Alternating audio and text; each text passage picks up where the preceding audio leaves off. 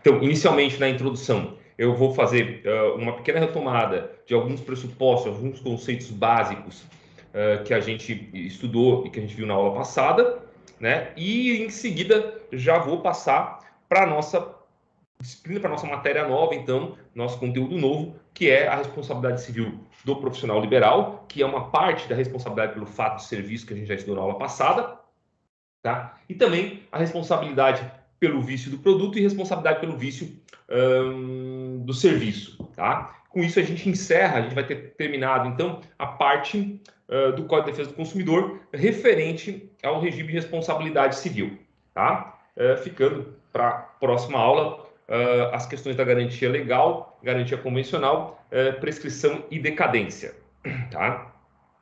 Bom, então vamos começar aqui a partir da nossa lousa, né, que é esse arquivo de Word que está aqui, que é o material de apoio da semana passada. Né? Eu trouxe para vocês na aula passada algumas inovações do Código de Defesa do Consumidor em relação ao regime tradicional, o regime clássico de responsabilidade civil. Falei para vocês que o Código Civil, tanto o Código 16 quanto o Código 2002, tá? Ele adotou uma distinção entre a responsabilidade civil que decorre de um ilícito contratual, ou seja, do inadimplemento de uma obrigação, e a responsabilidade civil que decorre de um ilícito extracontratual, ou seja, da inobservância de um dever jurídico. Tá? Esse ponto é um ponto fundamental dentro da sistemática da responsabilidade civil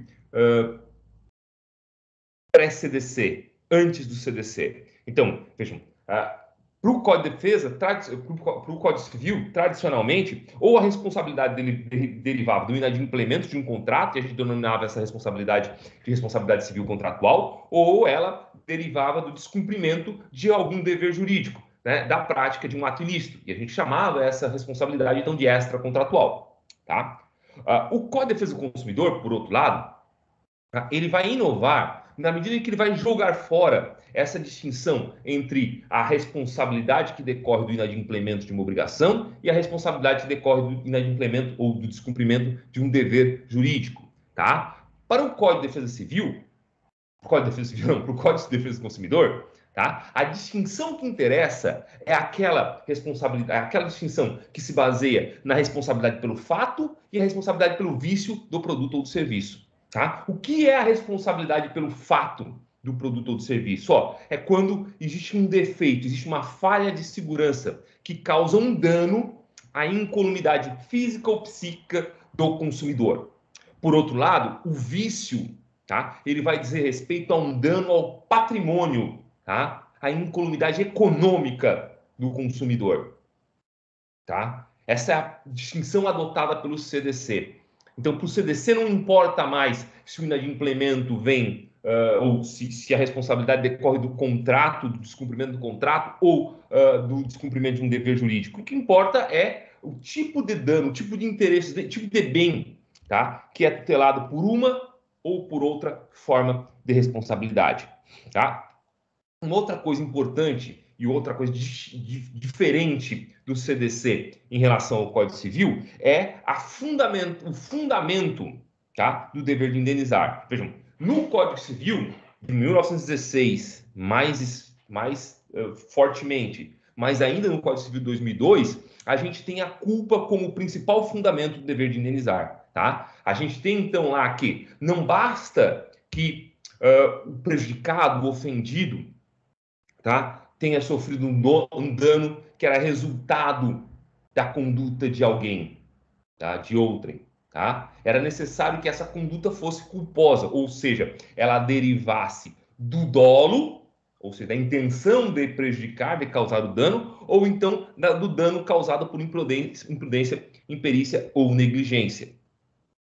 Tá? É a base da responsabilidade civil subjetiva. Então, para caracterizar o dever de indenizar, eu preciso ter conduta, culpa, dano e nexo de causalidade entre essa conduta culposa e o dano. O CDC, e aí, claro, excepcionalmente, o artigo 927 e seguintes do Código Civil, eles estabelecem algumas, de novo, exceções a essa regra geral, que é a responsabilidade civil subjetiva, em que nessas exceções, basta eu comprovar, né, a existência de dano conduta e nexo causalidade entre conduta e dano para haver o dever de indenizar. Mas isso é absolutamente, tá, excepcional. A regra geral do CDC é a responsabilidade civil subjetiva. CDC não, do Código Civil é a responsabilidade civil subjetiva.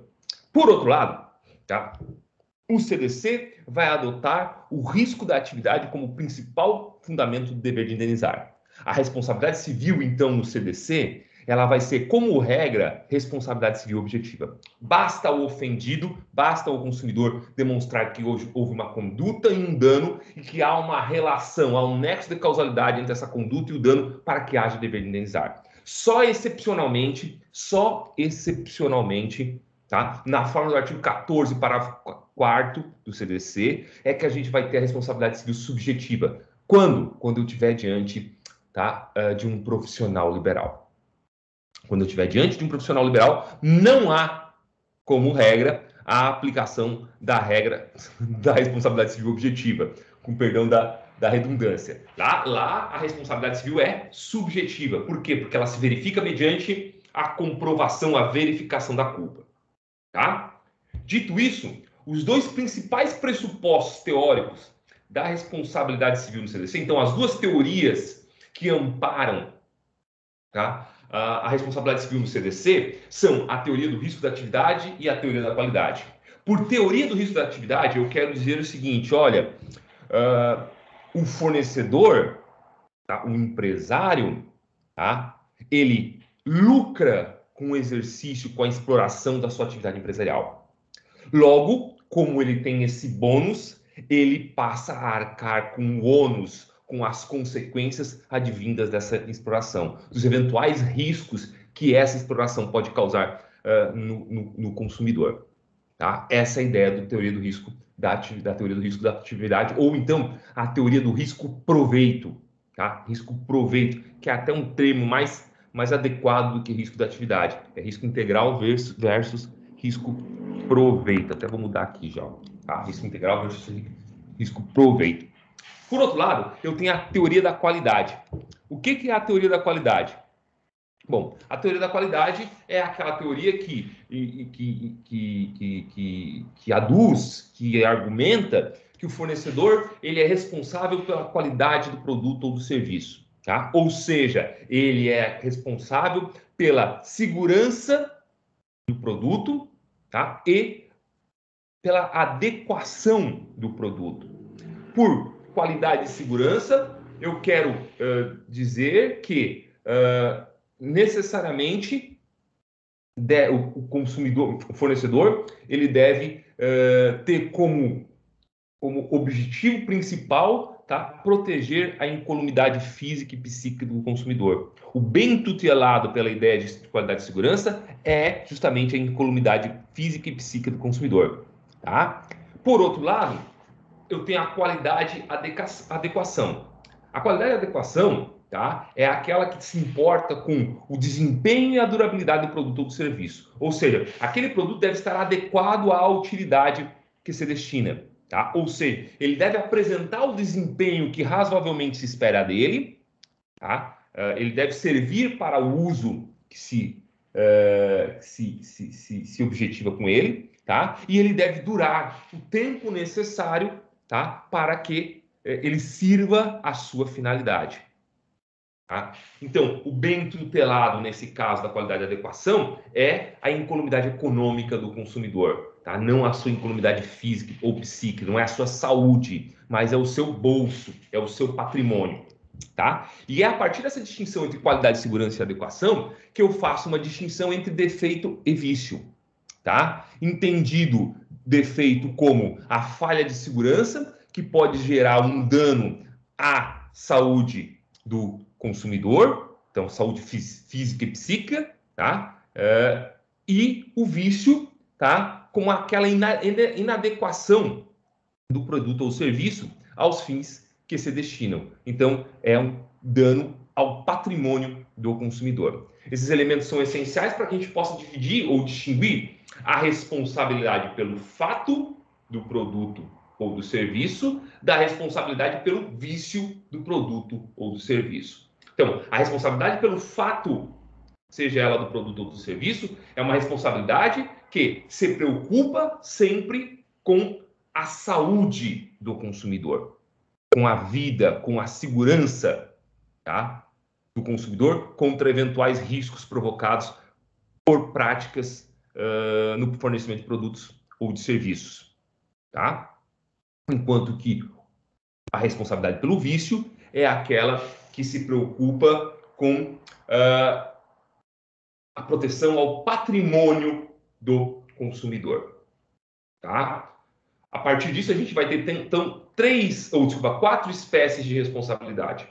A responsabilidade pelo fato do produto, que está no artigo 12 do CDC.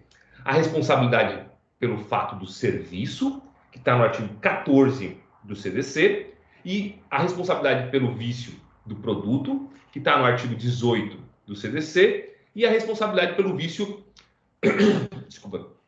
pelo vício do serviço, que está no artigo 19, tá, do CDC.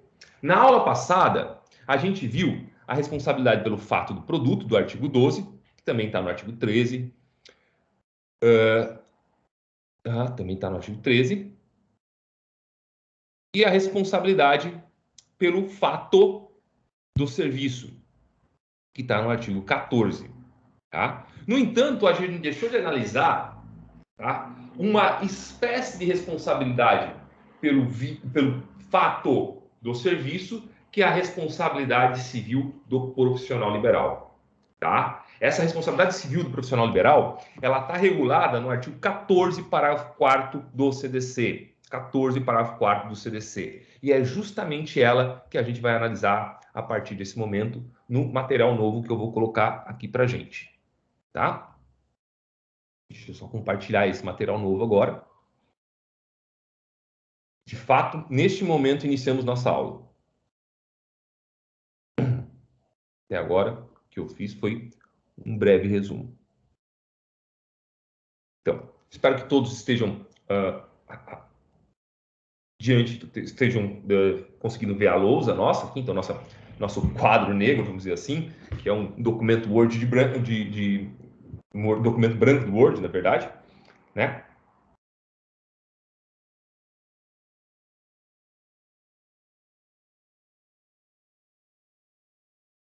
Tá? Então a gente vai começar a responsabilidade do profissional liberal. Então a gente tem que entender que a responsabilidade do profissional liberal é uma espécie do gênero responsabilidade pelo fato do serviço. A responsabilidade pelo fato do serviço é o gênero, enquanto que a responsabilidade do profissional liberal é uma espécie de responsabilidade pelo fato do serviço. Mas é uma espécie de responsabilidade pelo fato do serviço, tá?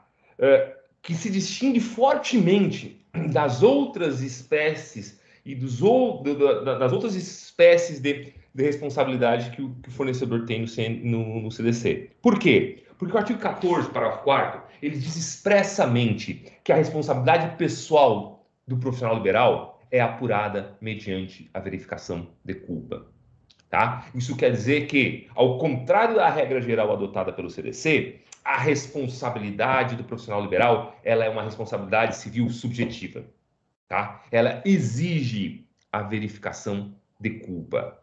O que isso quer dizer? Ora, que não basta para que eu tenha dever de indenizar ou para que eu tenha direito à indenização, para ser exato, que eu prove que existe uma conduta que me causou um dano. É preciso que essa conduta ela tenha decorrido ou do dolo ou da imprudência, imperícia ou negligência do profissional liberal.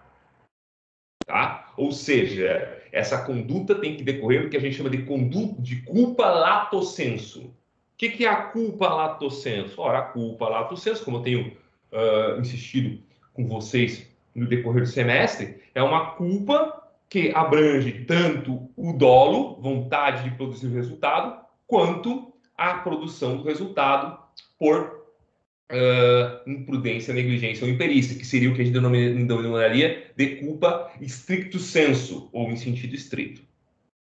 Tá? Então, a responsabilidade do profissional liberal é uma responsabilidade civil subjetiva. Depende sempre, para sua caracterização, da verificação de culpa. Conduta, culpa, dano nexo de causalidade entre a conduta culposa e o dano. Ah, professor, e se não há culpa? Não há responsabilidade. Não há responsabilidade. Beleza? Então, esse é o elemento fundamental para a gente entender aqui. Bom, dito isso, a gente precisa definir o que é o profissional liberal. Tá? Para a doutrina, profissional liberal é quem desempenha uma atividade profissional com especialidade e autonomia, sem subordinação e de forma pessoal. Então, as características específicas do profissional liberal, tá? Deste que desempenha uma determinada atividade profissional, são a especialidade, a autonomia e a pessoalidade. Especialidade, autonomia e pessoalidade. O que é especialidade? Bom, aquela profissão, ela deve ter algo de específico, algo de diferente, tá? Algo que exige um conhecimento teórico específico. Esse conhecimento teórico, segundo a maior parte da doutrina, não depende de grau de escolaridade.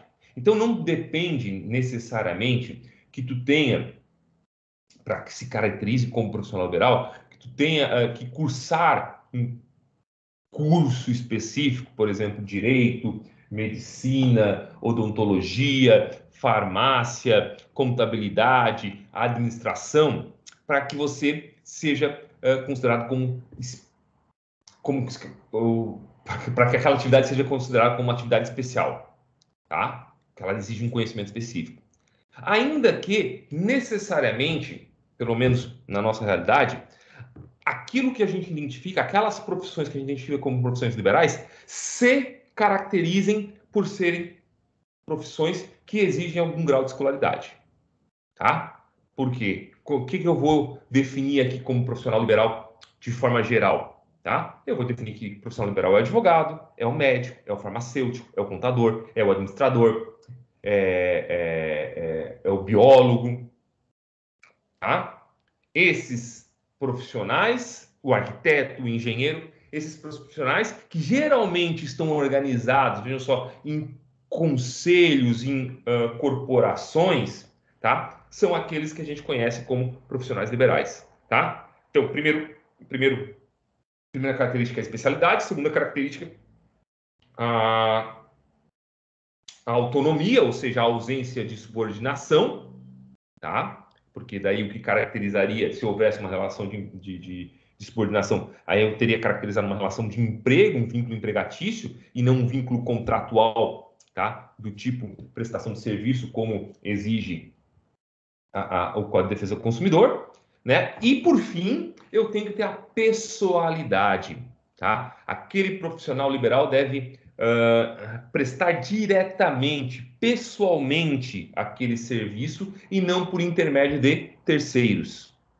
tá? E não por intermédio de terceiros. Deve haver sempre pessoalidade, tá? Na prestação do serviço por parte do profissional liberal. Estando presentes essas características aí, eu estarei diante de um profissional liberal, tá? O que não quer dizer que a todo profissional liberal se apliquem as regras do CDC.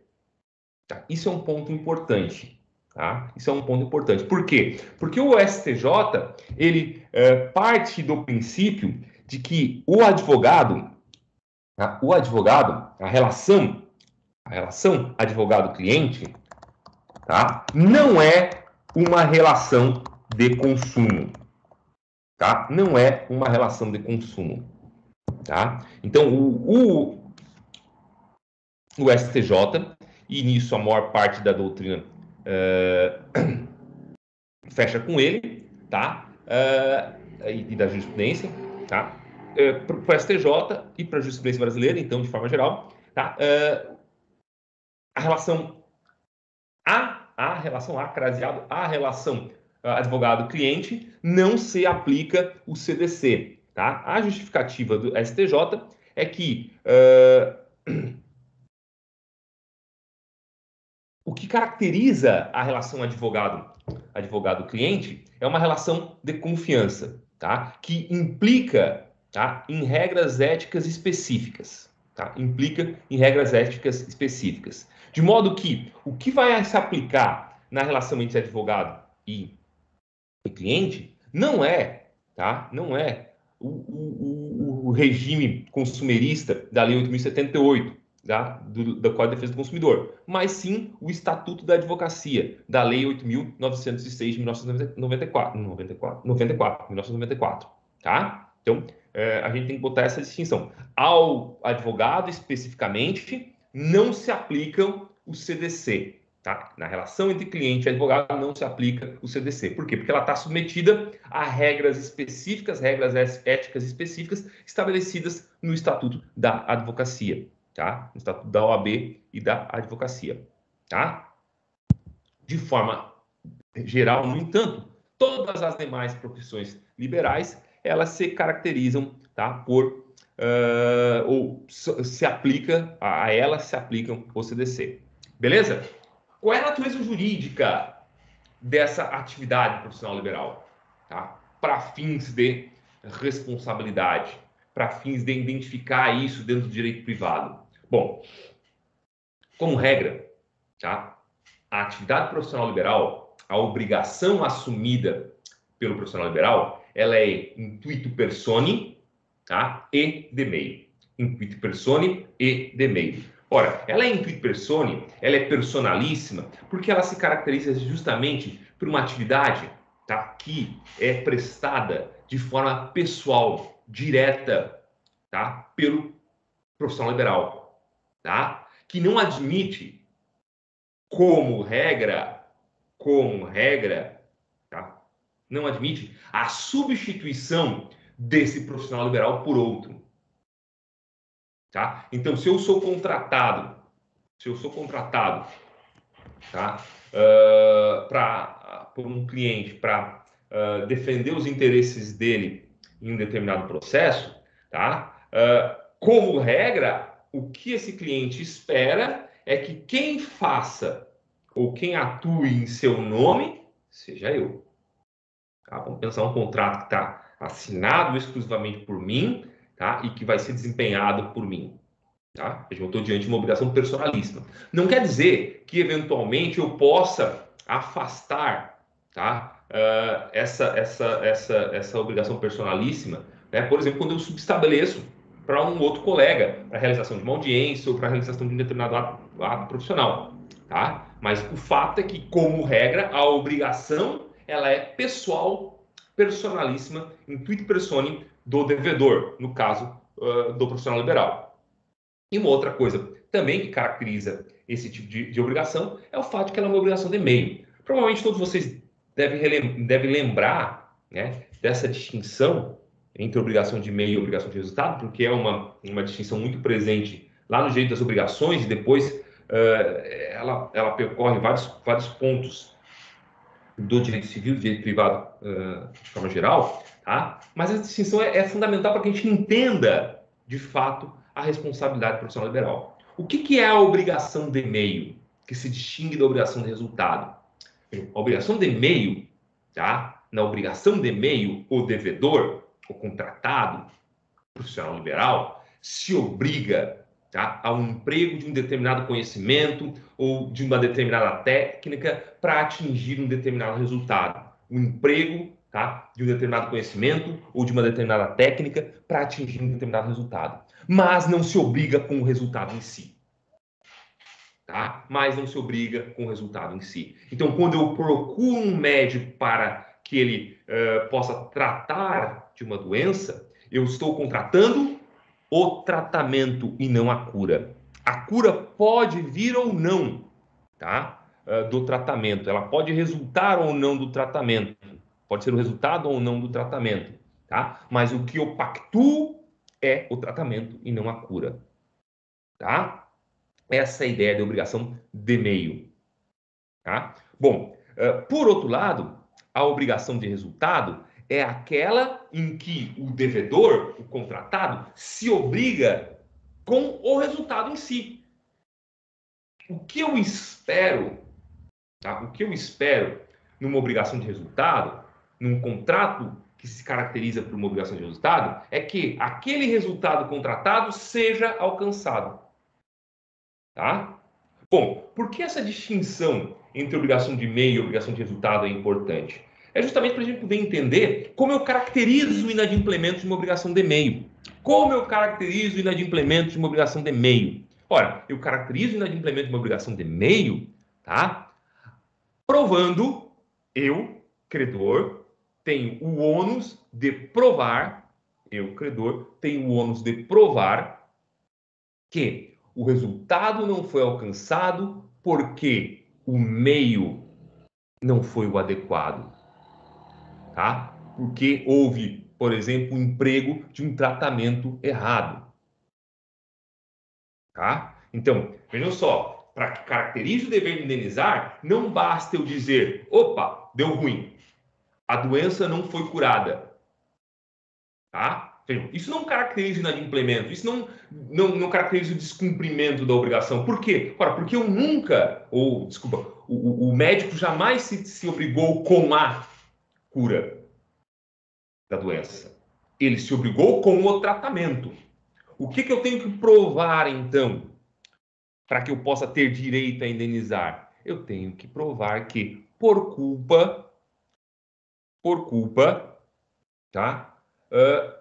E aí imprudência, imperícia ou negligência, mais das vezes imperícia, por culpa do médico, então por imperícia do médico, tá? Ele me indicou um tratamento que não era aquele tratamento que correspondia, tá? Aquele tratamento que poderia resultar na minha cura, tá? Aquele tratamento era absolutamente inadequado à obtenção daquele resultado. Mas o problema está onde? O inadimplemento não está na obtenção da não obtenção do resultado. Então, o resultado pode ou não ocorrer. O inadimplemento está no fato de que, por imperícia do médico, me foi recomendado um tratamento que é ineficaz, que não obtém, não vai obter jamais aquele resultado, tá? E aí, então, eu tenho caracterizado o inadimplemento, o dever de indenizar. Perfeito? Então tá. Gente, um minutinho que eu vou pegar uma água para uma Coca-Cola, na verdade, para dar uma olhada no Gogó. Dois minutinhos só.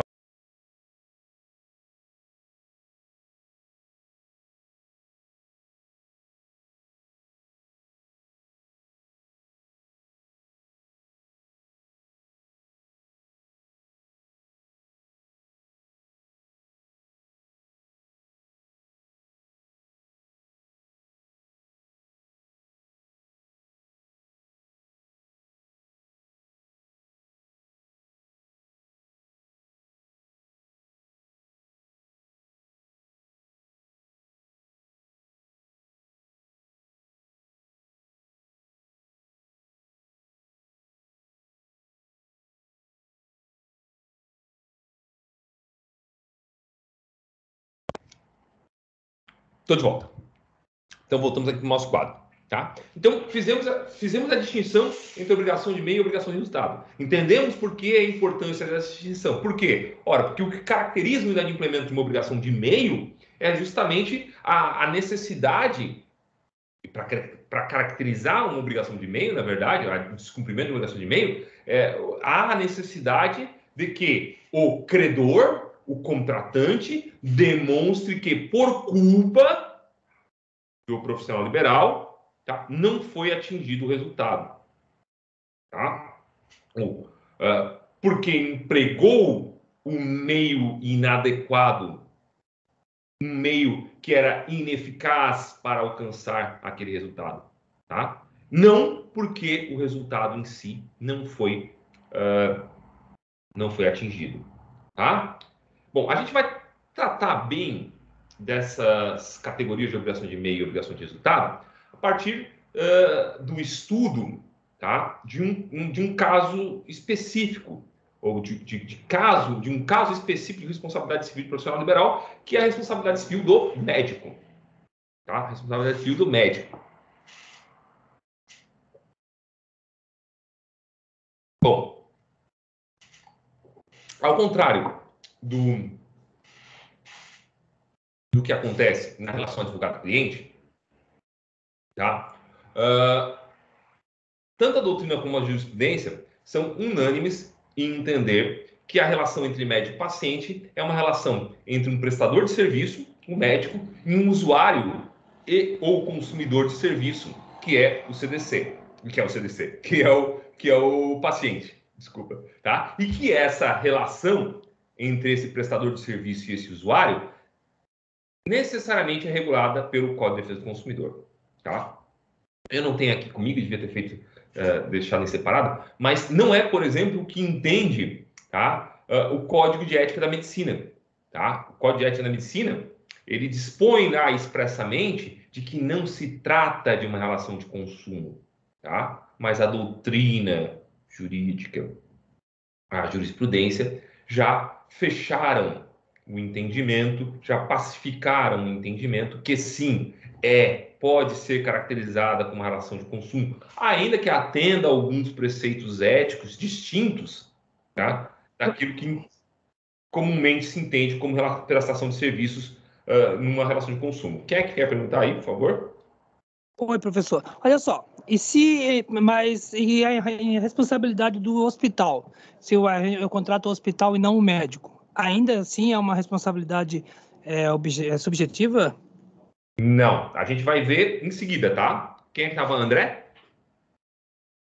Era o André que estava falando? André. Tá, André, não, a gente já vai ver em seguida. Inclusive, assim que a gente passar por algumas hipóteses aqui de exemplos de responsabilidade civil do médico, nós vamos passar a estudar a responsabilidade civil do hospital e das clínicas médicas. Tá? Obrigado, já professor.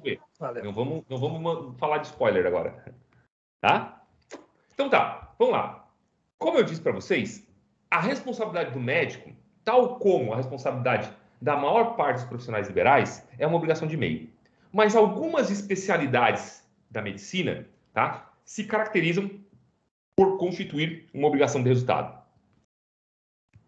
A mais significativa dessas especialidades é a cirurgia estética, a cirurgia plástica estética. Tá? Para unanimidade da doutrina da jurisprudência, tá? A cirurgia que tem caráter estético é obrigação de resultado.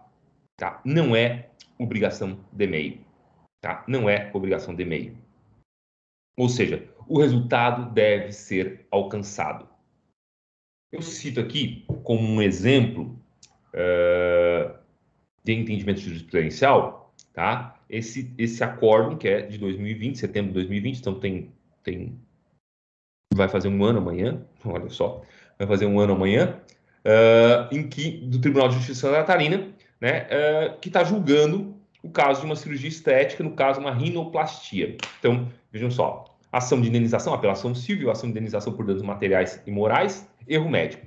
Cirurgia estética, rinoplastia, obrigação de resultado, falha na prestação de serviço caracterizada, ausência de excludente de responsabilidade, responsabilização da clínica médica, dever de indenizar configurado.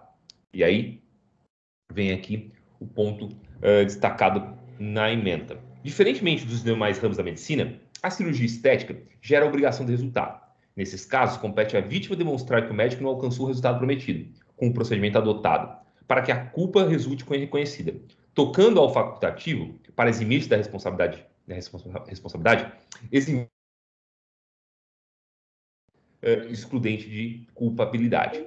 Eu vou me adiantar um pouco em relação ao que eu vou falar daqui a pouco mais na frente, tá? Mas para explicar exatamente isso. Na obrigação de meio, tá? Na obrigação de meio, para que eu possa obter o direito à indenização, tá? Eu preciso comprovar o quê? Eu preciso comprovar a culpa, tá? Eu preciso comprovar a culpa do profissional liberal. Eu preciso demonstrar, tá, que o resultado não foi alcançado porque o conhecimento, a técnica empregada não foi, tá, a técnica adequada para a obtenção daquele resultado. Tá? Quando a obrigação é de resultado, por outro lado, há uma presunção, já que o resultado não foi alcançado, há uma presunção de culpa por parte do profissional liberal. E vai competir a ele derruir essa presunção apresentando uma excludente de culpa, uma excludente de responsabilidade. ele vai dizer assim, ó, ele precisa, veja, o ônus de provar do profissional liberal, nesse caso, tratando de obrigação de resultado, vai ser o quê? Dizer, olha, isso ocorreu por caso fortuito ou força maior, isso ocorreu por culpa exclusiva da vítima, isso ocorreu por fato de terceiro, tá? Então, há uma inversão do ônus da prova. Tá? Há uma inversão do ônus da prova quando a obrigação é de resultado. Competindo então, ao devedor, ao contratado, ao profissional liberal, a tarefa de provar de que não houve culpa dele para que o resultado não tivesse acontecido, para que o resultado não tivesse concorrido. Beleza? Então, o fator primordial para distinguir uma obrigação de meio de uma obrigação de resultado é o quê? É justamente a distribuição do ônus da prova. No primeiro caso, a obrigação de meio, tá? O resultado não foi alcançado, beleza, mas não se esperava que ele pudesse ser alcançado. Basta, então, eu tenho que provar, eu, contratante, eu, credor, eu, consumidor, usuário, tenho que provar que, vamos usar a prova meu, então, tenho que provar que não foi alcançado o resultado porque a técnica não foi a técnica correta. Houve uma imperícia, tá? Ou uma imprudência, ou uma negligência. Tá? Geralmente a gente fala aqui em imperícia ou negligência. Por outro lado, quando se tratar de obrigação de resultado, já o ônus da prova, ou seja, o ônus de dizer que não houve culpa, que o resultado não se produziu por culpa, tá? Ou não se produziu, que não houve culpa, melhor vai ser, que não houve culpa do devedor pela não obtenção do resultado, compete ao devedor. O devedor é que tem que comprovar o quê? A existência de um excludente de responsabilidade. Ele tem que dizer que não teve culpa, ele tem que provar a sua ausência de culpa. Maria Aparecida, você quer perguntar? Professor, aí no caso, o profissional liberal, ele, aliás, no caso, quem teve o caso feito ali, ele que vai ter que provar que o profissional não agiu correto, é isso? Quando se tratar de obrigação de meio, sim. Tá? Sempre quando eu estiver diante de uma obrigação de meio, é isso. Então, vou explicar um caso. No exemplo fica melhor. Tá, vamos pegar o caso. Tá? Vamos pegar o caso. Olha só.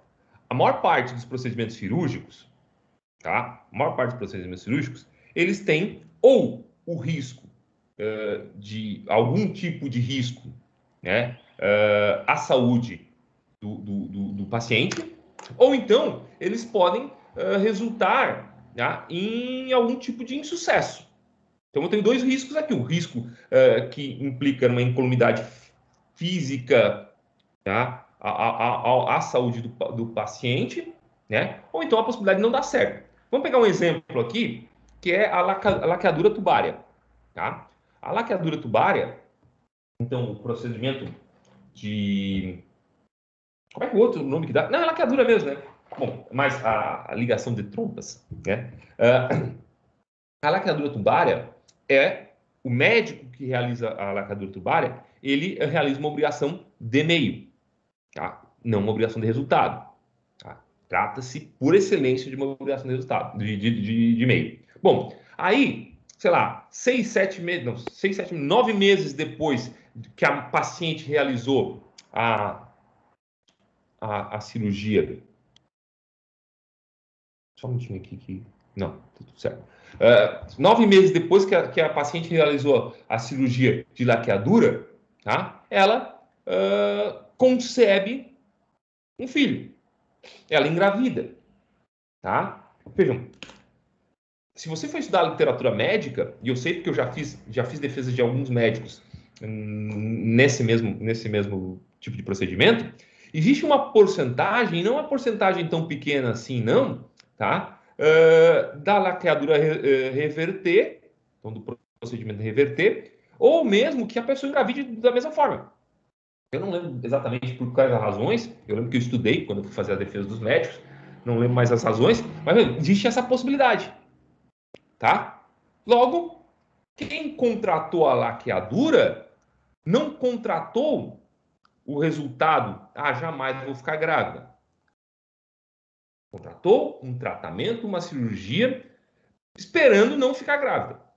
Tá? O simples fato de ter ficado grávida, então, não vai caracterizar o descumprimento da obrigação de meio do profissional médico. Ou seja, não vai caracterizar o dever desse profissional médico em indenizar. Tá? O que eu preciso, então, para caracterizar a responsabilidade do profissional médico nesse caso? Eu preciso provar que, vejam, ele cometeu o que a gente denomina de erro médico, uma falha técnica, uma falha no procedimento. Ele usou, por exemplo, um tratamento que era inadequado, um tratamento que não se prestava àquela laqueadura, tá? Aquele tipo de procedimento. Então, é isso. Eu tenho que comprovar isso para eu ter direito a indenizar. Tá? Beleza? Entendesse agora a questão do ônus da prova? Agora, cirurgia estética. Cirurgia estética. A mulher foi lá e contratou uma cirurgia para botar implantes de silicone. Tá? E aí, fica vesgo os peitos. Um olhando para o lado, outro olhando para o outro. Tá? O resultado não foi aquele esperado, o resultado não foi aquele contratado. Presume-se que há descumprimento por parte do médico. Tá? E aí o ônus de provar que aquele resultado não decorreu de culpa dele, médico, é do próprio médico. Aí ele que tem que dizer, pô, olha só, esses peitos ficaram aí desse jeito porque houve uma reação do silicone que acontece em 0,099% da literatura médica, tá? Ou seja, um caso fortuito de força maior, tá? Inesperado, imprevisível, ou porque foi recomendado que a paciente comparecesse novamente, permanecesse sem se movimentar por um determinado tempo, e ela, na primeira oportunidade que teve, já foi num baile funk, ou então porque isso resultou de uma culpa de terceiro, tá? De fato, terceiro. Ele tem que fazer essa prova, tá? Para afastar de si a responsabilidade, tá? Mas isso quando se tratar de obrigação de resultado, tá? Obrigações de resultado, como regra, para os profissionais liberais, são aquelas obrigações decorrentes de procedimentos estéticos, tá? E aí vale para o médico, cirurgião plástico estético, tá? Vale também, por exemplo, para o profissional da odontologia que pratica procedimentos estéticos, por exemplo, bota botox, que faz, sei lá, embelezamento de dentes, esse tipo de coisa, tá? Mas aí são obrigações de resultado. A regra é a obrigação de meio. Beleza? Ok. Bom, obrigado. Tá? Então, um segundo ponto aqui, que geralmente já causa um pouco mais de controvérsia, não é tão certo, não é tão pacífico o entendimento aqui quanto é no caso da cirurgia estética, tá? E olha, notem que eu falo que é cirurgia plástica estética. A gente tem dois tipos de cirurgias: a cirurgia plástica estética e a cirurgia plástica reparadora. Na cirurgia plástica reparadora, aquela, por exemplo, a pessoa perdeu uma parte da face e precisa reconstruir essa face, reparar aquela face, tá? Não há obrigação de resultado, há obrigação de meio, tá? Agora, quando o objetivo da cirurgia é embelezar, é aprimorar, tá? A pessoa do ponto de vista estético, aí sim é obrigação de resultado, tá? Bom, um outro caso que daí já não é tão pacífico na doutrina e nem na jurisprudência é a questão da obrigação do anestesista. O anestesista tem obrigação de resultado ou obrigação de meio?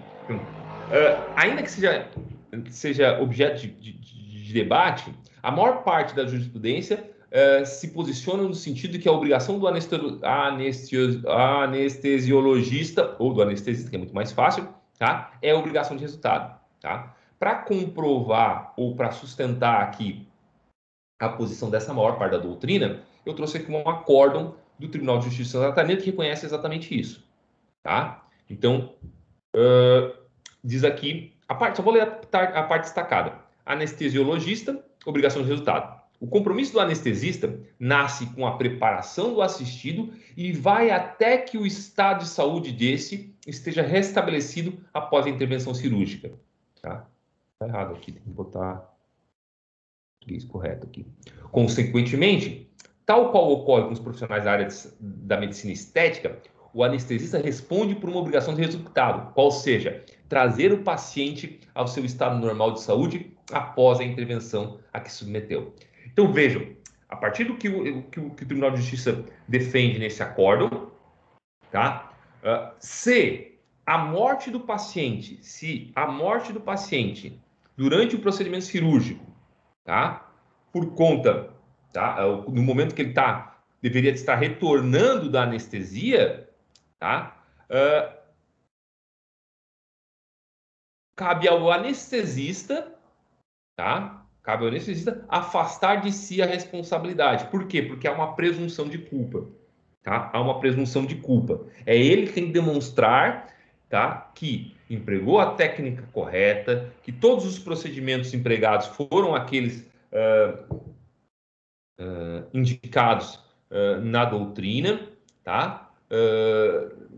Pela área técnica, para poder eximir de si a responsabilidade.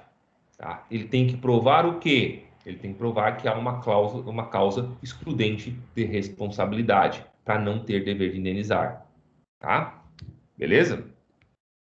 Agora, um problema aqui... Tá? Opa, calma aí que eu passei aqui. Um problema aqui é que... e que causa certa confusão, é que ainda assim, mesmo estando diante de uma responsabilidade, de uma obrigação de resultado, tá? A obrigação, a responsabilidade, ela é subjetiva, ela não é objetiva. Por quê? Ora, porque ela é uma responsabilidade civil subjetiva, porque ela ainda exige a verificação de culpa.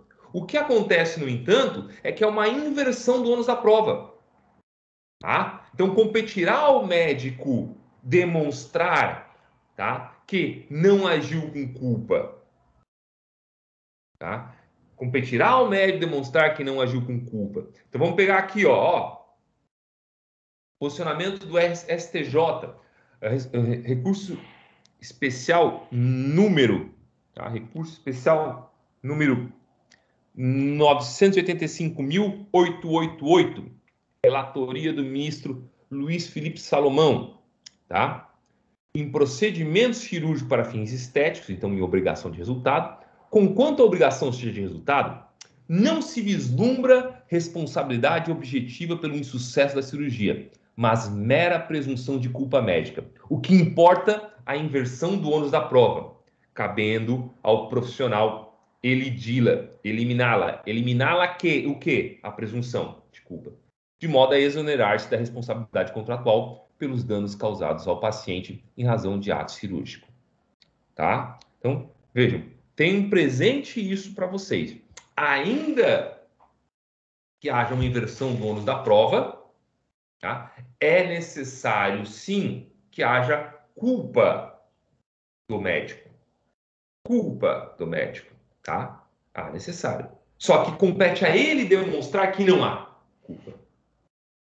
Tá? Se ele demonstra que não há culpa, o que acontece? Extingue, tá, a responsabilidade.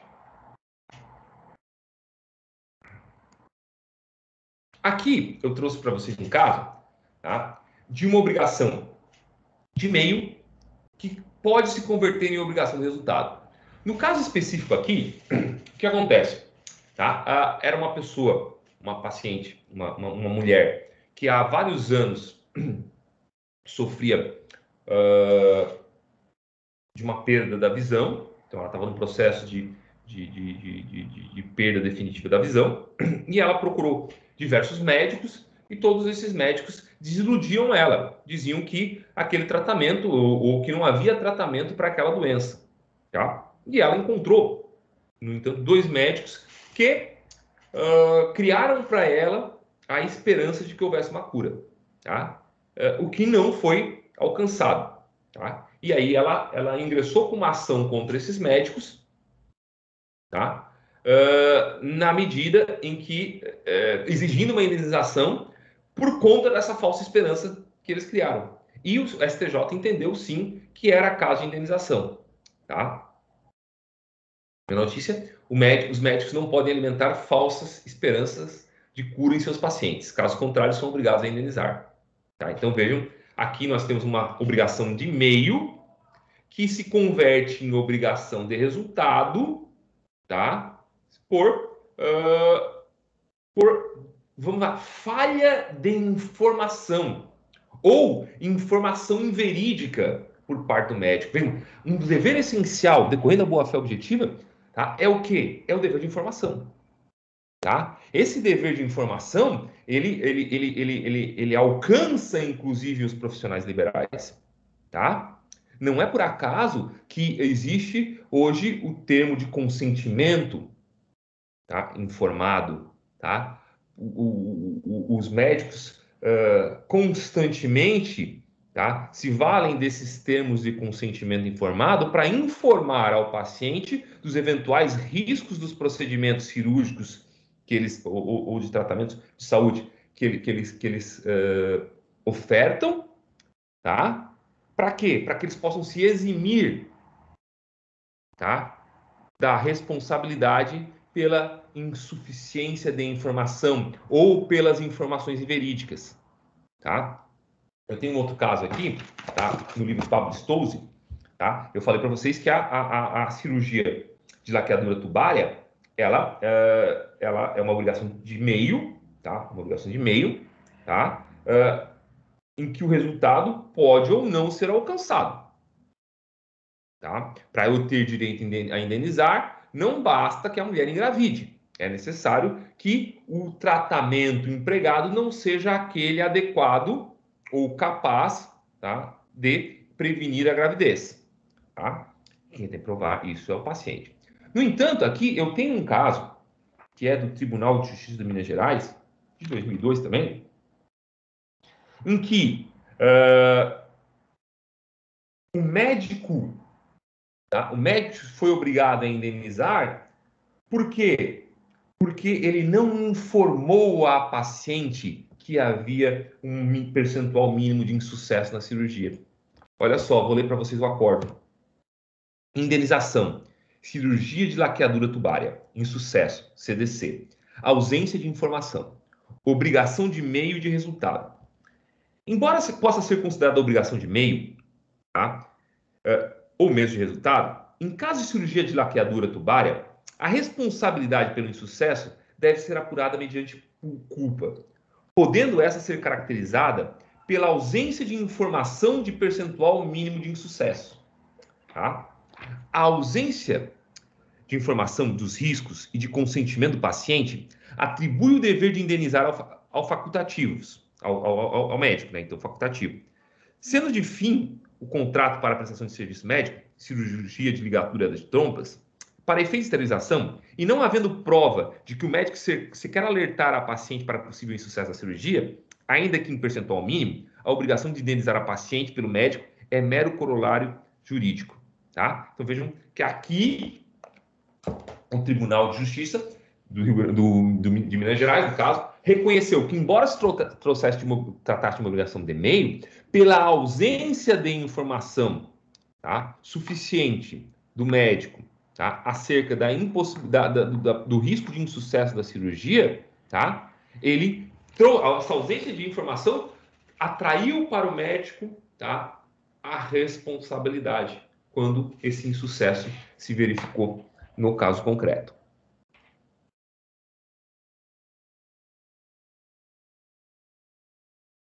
Bom, aqui eu trago para vocês a ideia de erro médico, então é a falha profissional imputada ao profissional da medicina. Ficou redundante isso aqui, a falha profissional imputada. Tá bom.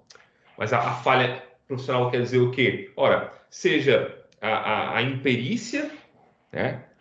O que é imperícia? A falta de conhecimento técnico adequado, por exemplo, na realização de um determinado tratamento ou procedimento, né? Ou então mesmo a falha decorrente da negligência, tá? A falha decorrente da negligência. Em um ou em outro caso, há dever de indenizar.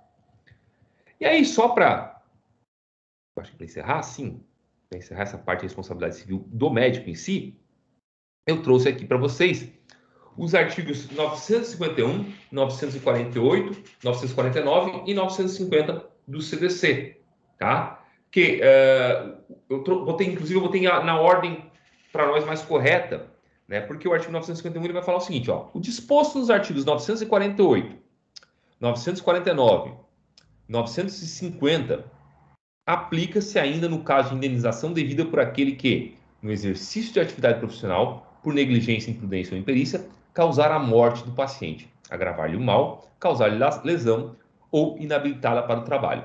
Então, aqui, nos artigos 948, 949 e 950, tá? Eu tenho as hipóteses de homicídio, tá? E aqui pode ser homicídio culposo, ou seja, um homicídio decorrente da negligência, imprudência ou imperícia do profissional da medicina, tá? Eu tenho a hipótese de lesão ou ofensa à saúde, tá? Da vítima, né? Por certo.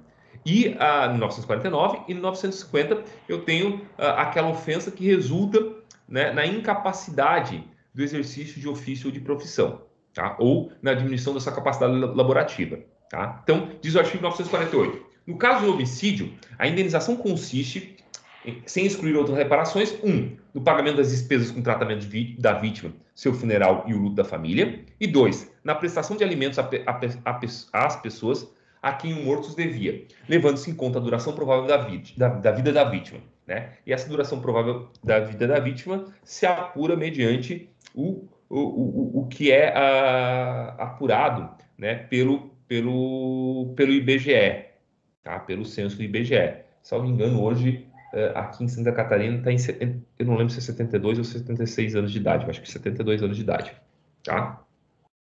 Aí, 949 diz assim, ó: no caso de lesão ou outra ofensa à saúde, o ofensor indenizará o ofendido das despesas do tratamento e dos lucros cessantes até o fim da convalescença, além de algum outro prejuízo que o ofendido prove haver sofrido, tá?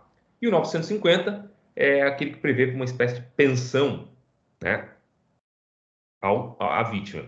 Se da ofensa resultar defeito pelo qual o ofendido não possa exercer o seu ofício ou profissão, ou se lhe diminua a capacidade de trabalho, a indenização, além das despesas do tratamento e lucros cessantes até o fim da convalescença, que é o que já está no artigo 949, incluirá a pensão correspondente à importância do trabalho para que se inabilitou, ou da depreciação que ele sofreu, tá? Então, aqui, nós temos uma espécie de pensão, né?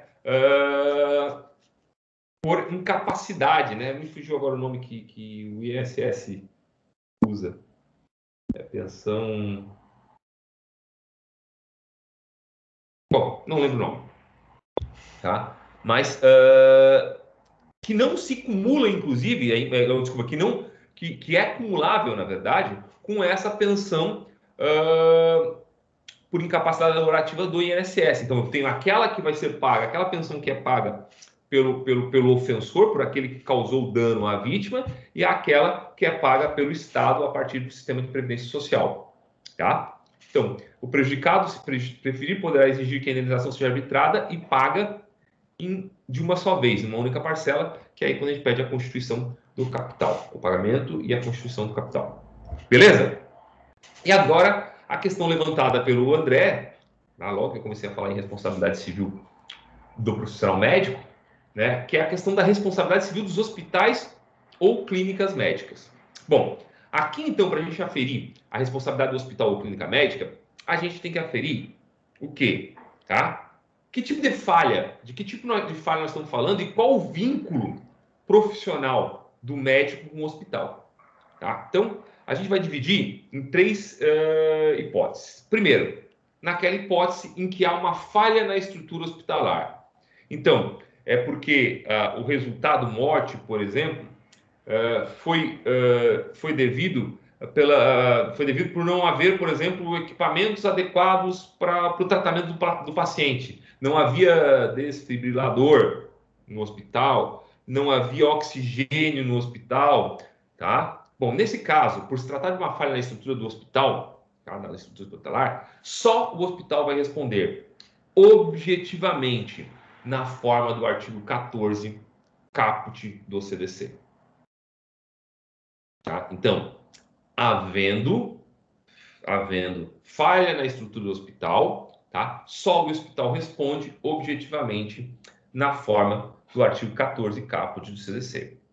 Tá? Bom, agora, se o dano decorrer de uma falha do médico, de um erro médico, mas praticado por um médico que não tem vínculo com o hospital, tá? Só o médico vai responder subjetivamente na forma do artigo 14, parágrafo 4º do CDC. Aí você pensa, professor, mas em que hipótese que o médico ele vai se utilizar da estrutura de um hospital ou de uma clínica sem ter vínculo? E aqui o vínculo é vínculo empregatício, tá? Ora, naquela hipótese bem comum, cada vez mais comum, de que o médico ele aluga uma sala de cirurgia na clínica ou no hospital para realizar a cirurgia, para realizar um procedimento, tá? Nesse caso, só o médico vai responder. E essa responsabilidade do médico é subjetiva na forma do artigo 14, parágrafo 4º do CDC, ou seja, na forma que a gente vem estudando até agora.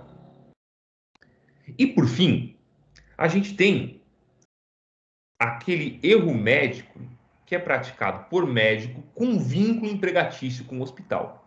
Tá? Aí, nesse caso, eu tenho uma responsabilidade solidária dos dois, tanto do hospital quanto do médico.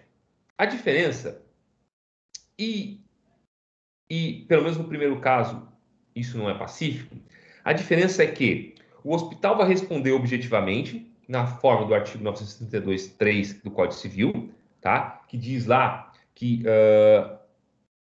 o empregador responde pelos atos de seus empregados ou prepostos, tá? E essa responsabilidade, para a maior parte da doutrina, é objetiva, tá? Enquanto que o médico vai responder subjetivamente, na forma do artigo 14, parágrafo 4º do CDC.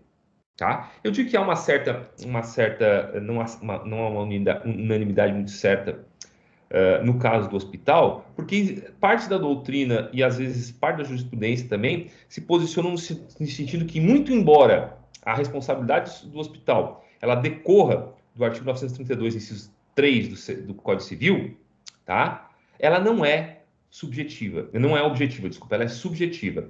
Então, para essa parte da doutrina e da jurisprudência, tá? Tanto o hospital quanto o médico respondem solidariamente, então eu posso ingressar com ação contra os dois ou contra apenas um deles, tanto faz, tá?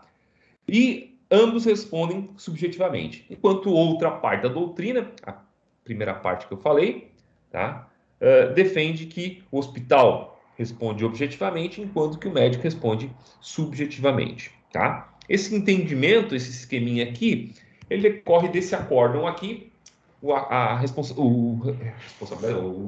recurso especial 1.145.728, salvo engano também de relatoria do ministro Luiz Felipe Salomão, tá? Em que ele diz o seguinte, ó, a responsabilidade das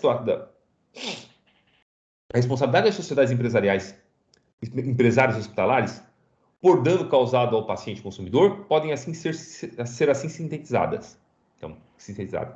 As obrigações assumidas diretamente pelo complexo hospitalar limitam-se ao fornecimento de recursos materiais e humanos auxiliares adequados à prestação de serviços médicos e à supervisão do paciente. Hipótese em que a responsabilidade objetiva da instituição, por ato próprio, é que surge somente em decorrência do defeito do serviço prestado, na forma do artigo 14, caput do Código Civil. Falha na estrutura que eu tinha falado para vocês. 2. Os atos técnicos praticados pelos médicos sem vínculo de emprego ou subordinação com o hospital são imputados ao profissional pessoalmente, eximindo-se a entidade hospitalar de qualquer responsabilidade, artigo 14, parágrafo 4º do CDC, se não concorreu para a ocorrência do dano. 3. Quanto aos atos técnicos praticados de forma defeituosa pelos profissionais da saúde vinculados de alguma forma ao hospital, respondem solidariamente à instituição hospitalar e o profissional responsável, apurada a sua culpa profissional. Nesse caso, o hospital é responsabilizado indiretamente por atos de terceiro, cuja culpa deve ser comprovada pela vítima, tá? De modo a fazer emergir o dever de indenizar da instituição, de natureza absoluta, artigos 932 e 933, sendo cabível ao juiz, demonstrada a hipossuficiência do paciente, determinar a inversão do ônus da prova. Bom, eu defendo que essa responsabilidade do hospital é objetiva, né, justamente pela essa remissão aos artigos 932 e 933 do CC. Por quê? O 932 do Código Civil ele diz o seguinte, tá? Aqui, deixa eu ler aqui para vocês. São também responsáveis pela reparação civil. E aí diz o inciso terceiro. O empregador ou o comitente por seus empregados serviçais e prepostos no exercício do trabalho que lhes competir, ou em razão dele.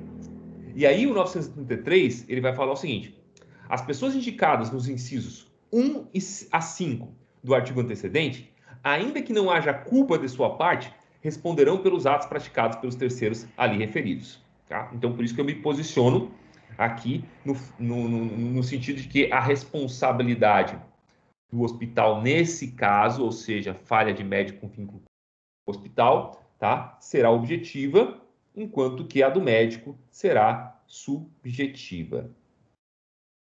Perfeito?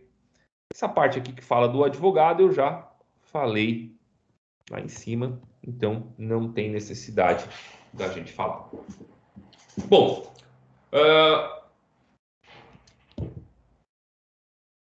vamos lá para a responsabilidade pelo vício do produto. Mas, novamente, eu vou fazer aquela pausinha de 1 minutinho só para pegar mais um copinho de água aqui.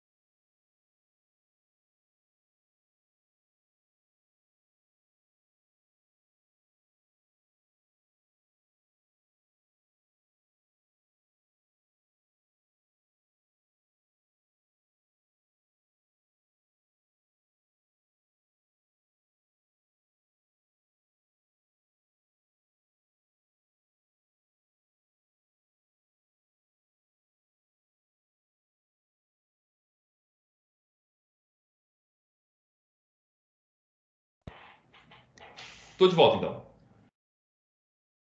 Bom, então agora a gente vai falar sobre a responsabilidade pelo vício do produto. Tá? Terceira hipótese de responsabilidade. A responsabilidade pelo vício do produto tá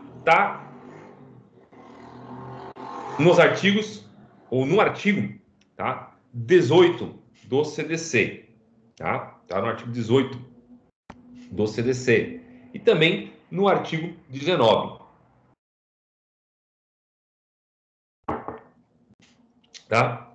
Bom, alguns pressupostos, ou a maior parte dos pressupostos que a gente trabalhou lá em cima, ou lá na aula anterior, para entender a responsabilidade pelo fato do produto ou do serviço, também se aplicam à responsabilidade pelo vício. Tá? Então, a responsabilidade, como regra, é uma responsabilidade solidária e objetiva. Aliás, aqui é regra. Né? Então, vejam o que diz o artigo 18. Os fornecedores de produtos de consumo duráveis ou não duráveis respondem solidariamente pelos vícios de qualidade ou de quantidade que os tornem impróprios ou inadequados ao consumo a que se destinam, ou lhes diminuam o valor, assim como por aqueles vícios, então, decorrentes da disparidade com as indicações constantes do recipiente, da embalagem, rotulagem ou mensagem publicitária, respeitadas as variações decorrentes da sua natureza, podendo o consumidor exigir a substituição das partes viciadas. Tá? Então, essa responsabilidade, como o próprio artigo diz, era uma responsabilidade solidária e ela é uma responsabilidade objetiva. Tá? Essa responsabilidade pelo vício, ela parte dessa distinção que a gente já falou diversas vezes, né, entre vício e defeito, tá? Entendendo-se o vício como a falha de adequação, não a falha de segurança. Ou seja, é quando o produto, tá, ele não tem o desempenho e ou a durabilidade que dele se espera. Tá? Quando o produto não tem o desempenho ou a durabilidade que dele se espera. Bom, essa responsabilidade solidária, tá? Ela é a regra, mas ela encontra algumas exceções. As duas exceções que a gente vai encontrar a responsabilidade pelo vício do produto, a solidariedade, né, na responsabilidade pelo vício do produto, estão no parágrafo 5º do artigo 18 e no parágrafo 2º do artigo 19. Tá? O artigo 18, parágrafo 5º, diz assim, ó, no caso de fornecimento de produtos in natura, produtos orgânicos, agropecuários, tá? Será responsável perante o consumidor o fornecedor imediato, exceto quando identificado claramente seu produtor. Então, quem é responsável pela qualidade do produto in natura? O comerciante. Tá? O comerciante. Não é o produtor. Salvo quando esse produtor está claramente identificado. Se o produtor estiver claramente identificado, responderão comerciante e produtor. Tá? Comerciante e produtor, de forma solidária.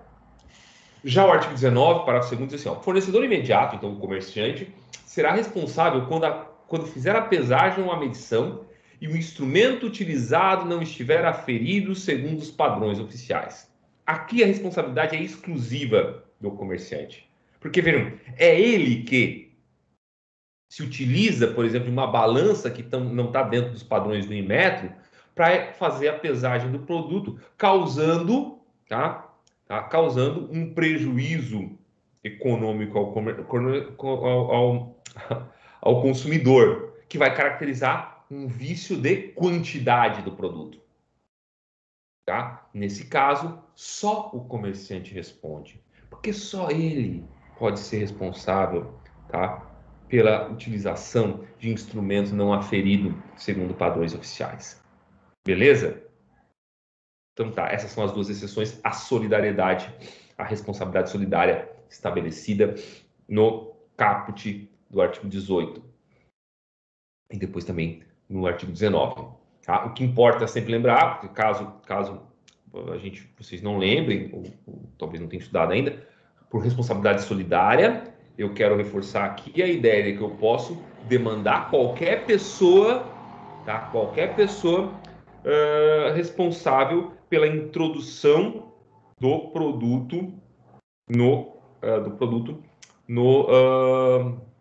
mercado de consumo, tá? O fabricante, o importador ou o produtor. O fabricante, o comprador ou o produtor. E também o comerciante.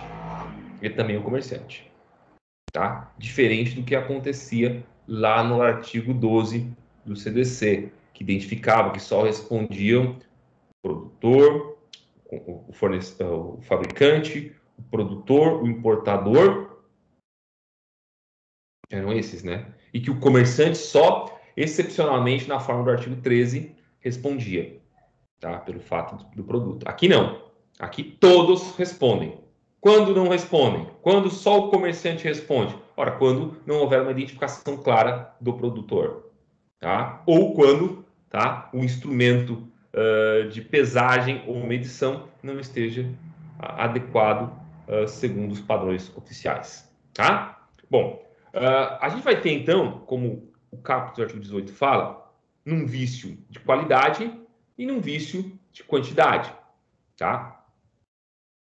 Eu não sei se eu consigo até explicar exatamente o que é um vício de qualidade e um vício de quantidade, mas o vício de quantidade, o vício de qualidade, segundo o que dispõe o artigo 18 do CDC, tá? O vício de qualidade ele pode se caracterizar por 3 situações.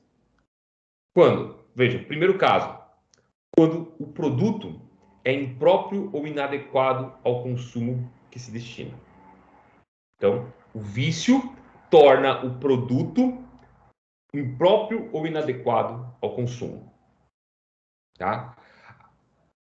A especificação do que seria um produto impróprio ou inadequado ao consumo está no parágrafo 6º do artigo 18, que diz assim, ó, são impróprios ao uso e consumo os produtos cujos prazos de validade estejam vencidos, os produtos deteriorados, alterados, adulterados, avariados, falsificados, corrompidos, fraudados, nocivos à vida ou à saúde, perigosos ou ainda aqueles em desacordo com as normas regulamentares de fabricação, distribuição ou apresentação, tá? E aqueles vícios decorrentes da disparidade com as... Ah, não, tá, desculpa, pulei, tá? Os produtos, por qualquer motivo, se revelam inadequados ao fim que se destinam. Eu pulei aqui, o inciso 3º, eu estava lendo aqui de novo, mas na verdade é aqui. Então, ó, são impróprios ao uso e consumo, estamos ainda na questão da impropriedade, tá? Os produtos cujos prazos de validade estejam vencidos, os produtos deteriorados, alterados, adulterados, avariados, falsificados, corrompidos, fraudados, nocivos à saúde, à vida ou à saúde, perigosos ou ainda aqueles em desacordo com as normas regulamentares de fabricação, distribuição ou apresentação. E, por fim, esse que eu tinha omitido, os produtos que, por qualquer motivo, se revelem inadequados ao fim a que se destinam. Tá? Depois, também vai ser considerado um vício de qualidade, tá? Aquele vício que diminui o valor do produto. Tá? O vício que diminui o valor do produto. Ainda que ele não tenha se tornado impróprio, inadequado à finalidade que se destina, tá? Houve uma diminuição no seu valor. Tá? Aí é um vício do produto. Tá? Vamos pegar aqui na hipótese, por exemplo, que eu adquiro um carro novo, mas com um carro como se fosse novo, mas com um motor retificado. Tá? Vejam, esse carro, ele continua servindo, ele continua adequado à finalidade que se destina. Eu consigo andar de um lado para o outro, mas essa característica de que ele teve o motor retificado vai lhe diminuir o valor. Tá? Daí, porque eu vou estar diante de um vício de qualidade. Tá? E aí, também, quando o vício implica em uma disparidade, tá? Entre a indicação constante do recipiente da embalagem e o próprio produto. Tá? Quando as informações não correspondem ao produto que efetivamente está sendo adquirido. Tá? Vamos lá. Eu adquiro um carro como se novo fosse, mas não o é. Tá? Aí implica aqui o vício caracterizado aqui na terceira parte, né, no item 3 aqui dos vícios de qualidade. Bom, dito isso, tá, é preciso indicar para vocês e avisar para vocês, obviamente, que a legislação não impede a comercialização de produtos que apresentem pequenos vícios. Tá? Ou seja, a comercialização, o Código de Defesa do Consumidor, ele não impede, ele não obstaculiza, não cria obstáculos à prática do que a gente denomina ponta de estoque, a venda de produtos com pequenos defeitos. Aliás, com pequenos vícios. A gente sabe que, tecnicamente, vício e defeito não são a mesma coisa. Tá? Então, produtos com pequenos vícios. Tá? Ponta de estoque.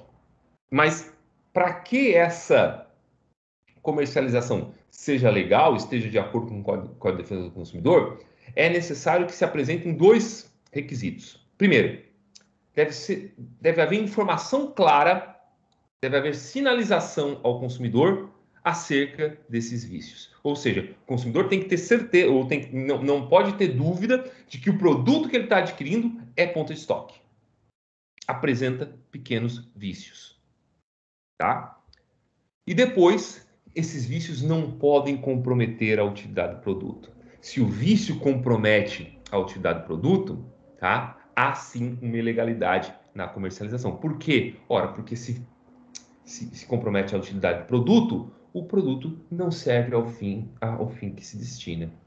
Tá? Então, é imperativo que essas duas situações, esses dois requisitos estejam presentes para que eu possa afirmar que a comercialização de pontas de estoque seja legal, tá? De acordo com o CDC. Não configure uma prática abusiva. Bom, uma coisa que a gente tem que ressaltar aqui, tá? É que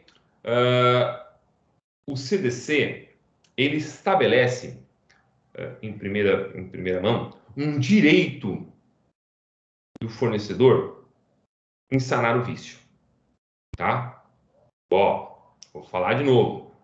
Tá? O fornecedor tem o direito de sanar o vício.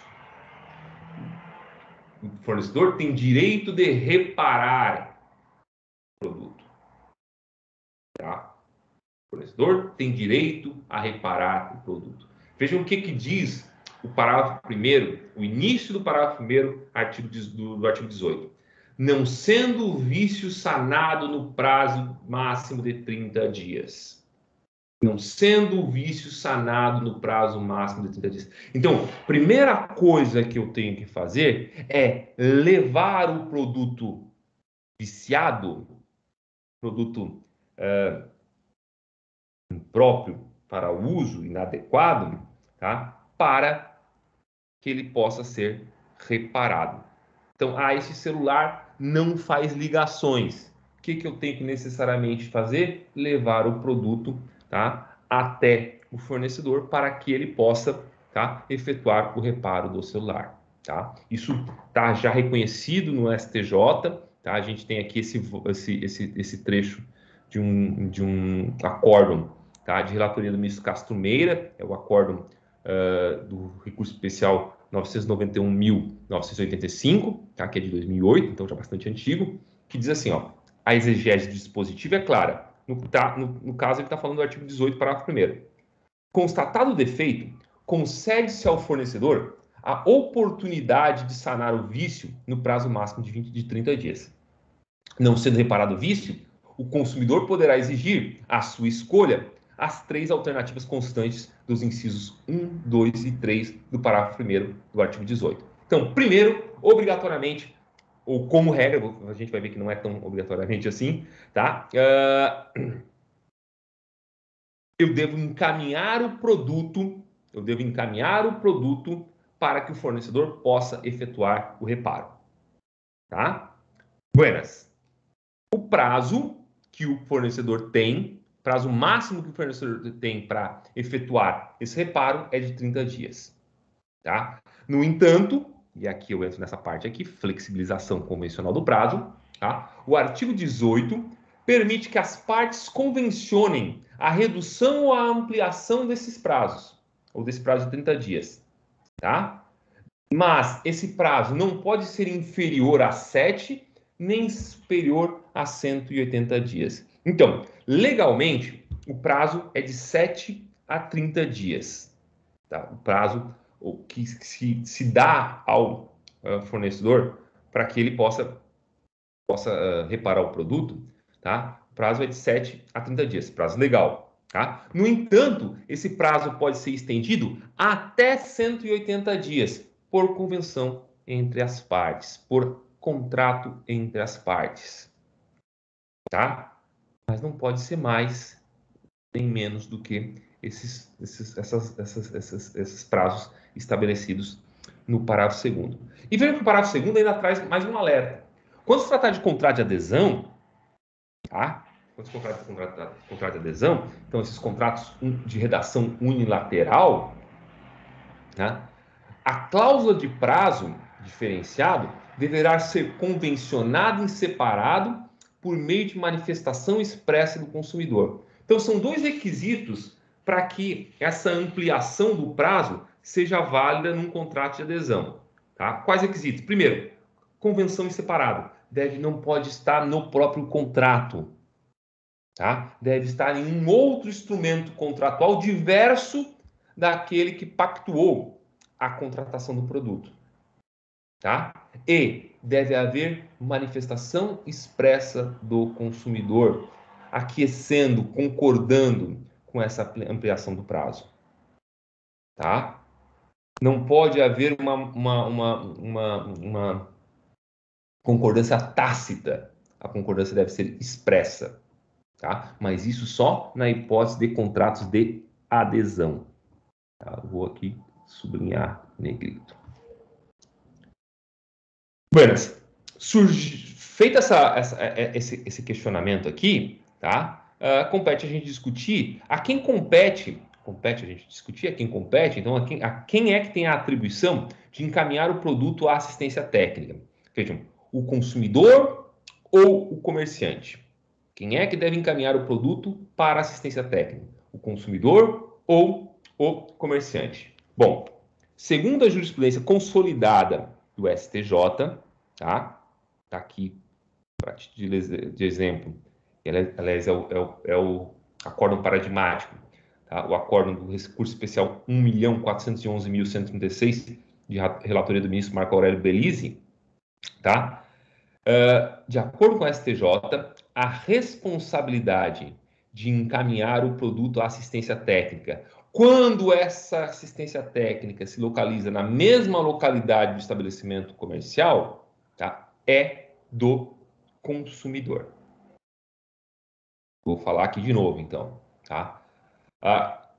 Havendo serviço de assistência técnica na mesma localidade do estabelecimento comercial em que o produto foi adquirido, a responsabilidade por encaminhar o produto à assistência técnica é do consumidor, tá?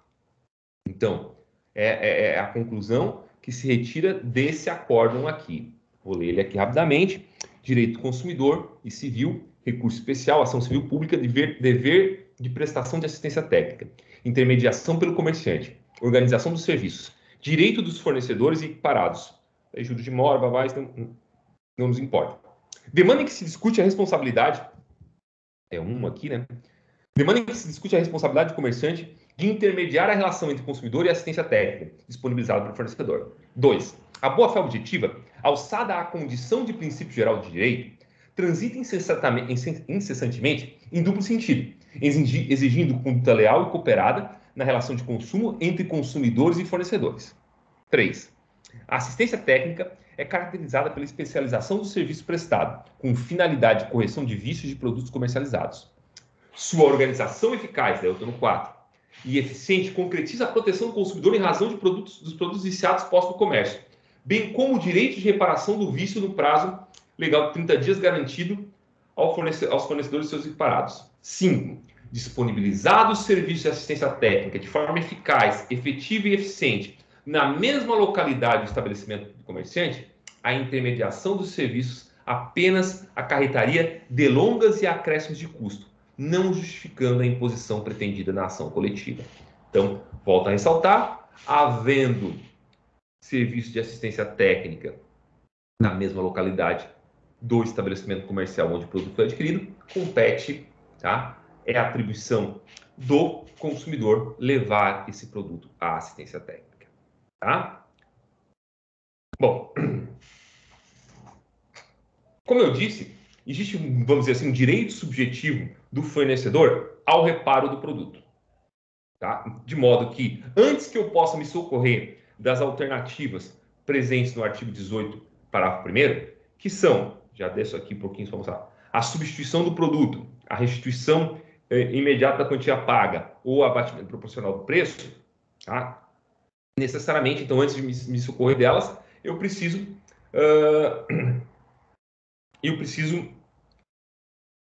levar o produto para que o fornecedor possa reparar o vício que ele apresenta, tá? Essa é a regra geral. No entanto, existe possibilidade de eu usar imediatamente as alternativas do parágrafo 1º, ou seja, a substituição, restituição ou abatimento do preço.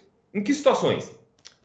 Situações expressas no artigo 18, parágrafo 3º, ou no parágrafo 3º do artigo 18 do CDC. O consumidor poderá fazer uso imediato das alternativas do parágrafo 1º desse artigo, sempre que, em razão da extensão do vício, a substituição das partes viciadas puder comprometer a qualidade ou características do produto, diminuir o valor ou se tratar de produto essencial. Tá? Aqui, eu estou diante de um vício tão extenso, tá? Que compromete tanto a qualidade do produto, tá? Que não cabe substituição, tá? Da parte viciada. Não cabe substituição da parte viciada. Tá? De modo que eu posso já me valer diretamente ou do pedido de substituir o produto por um outro, ou de exigir a restituição imediata da quantia paga, ou então exigir um abatimento do preço. Tá? Vamos pegar aqui um exemplo concreto da minha prática. Eu sempre falo isso quando ensino, quando eu dou essa aula. Né? Eu, uma vez, fui procurado por um cliente. Ele tinha adquirido um carro usado, né? E esse carro usado, ele passava mais tempo na oficina do que com o cliente, porque apresentava sempre problemas no motor, especialmente vazamento de óleo, queima de óleo, alto consumo de gasolina, de combustível e tal. Né? E depois de passar por mais de 2, 3 meses em oficinas e ele pagando e gastando dinheiro com isso, o problema não sendo solucionado, né? Ele acabou levando o carro na assistência técnica da empresa, salvo engano, era Honda o carro, e lá, com os medidores que eles tinham lá, eles verificaram que, de fato, o que ocorria é que tinha havido uma falsificação não, oh meu Deus, uma fraude no odômetro, tá? O que acontece? Não é velocímetro, né? Na quilometragem, tá? O que acontece? O carro tinha sido adquirido como se tivesse 70 ou 60 mil quilômetros, não lembro mais, né? Só que, na verdade, efetivamente, ele já tinha mais de 179 mil quilômetros. Ele tinha mais de 110 mil quilômetros além do que ele tinha sido vendido, né? Ora, o que então acabava causando esses danos. E ainda por cima tinha sido um táxi em São Paulo, para vocês terem uma ideia do tamanho da bucha que meu cliente acabou adquirindo. Ora, por óbvio, que nesse caso, tá, não cabe levar o carro, tá, de volta ao vendedor para permitir que ele substitua as partes viciadas, porque ele vai ter que substituir o carro inteiro. Né? Então, nesse caso, eu posso, e foi o caso, no caso foi o que eu fiz, eu posso me valer diretamente das alternativas do parágrafo 1º do artigo 18. Tá? Também tem a hipótese do produto ser um produto essencial, por exemplo, uma geladeira. A geladeira é produto essencial à manutenção da vida de uma família moderna. Tá? De forma que, havendo um vício, tá? Numa geladeira que eu adquiri, tá? Não cabe eu ter que esperar 30 dias, tá? Para que aquele vício seja corrigido. Tá? De forma que eu posso me valer já automaticamente, imediatamente, para ser usado, mais exato, né? Das alternativas do parágrafo 1º. E quais são as alternativas do parágrafo 1º? Já meio que adiantei elas, mas vamos falar aqui, ó. Né? Artigo 18, parágrafo 1º. Não sendo o vício sanado no prazo máximo de 30 dias, pode o consumidor exigir, alternativamente e à sua escolha, a substituição do produto por outro da mesma espécie, em perfeitas condições de uso. Tá. Primeiro, antes de eu chegar aqui Não, vou ler primeiro. Tá? O que é a substituição do produto por outro da mesma espécie em perfeitas condições de uso? Pô, peço para que seja... eu comprei esse celular não está funcionando. Tá? Dei 30 dias para que fosse reparado o produto, o defeito, o vício. Não foi reparado. Tá? Quero um celular da mesma espécie. Eu posso utilizá-lo. Tá? No caso específico, no caso que eu tinha falado para vocês ali do carro, né, eu requeri, eu ingressei com uma ação, tá? Que era uma obrigação de fazer. O que eu queria era justamente a substituição daquele veículo, tá? Por um da mesma marca, mas nas condições contratadas, ou seja, com a quilometragem contratada. Não precisava ser, obviamente, não pretendia que o veículo fosse um veículo novo, era um veículo usado, da mesma marca e modelo adquirido pelo meu cliente, né? Mas com aquele quilometragem contratada, de 70 mil quilômetros, ou semelhante, né? Tá?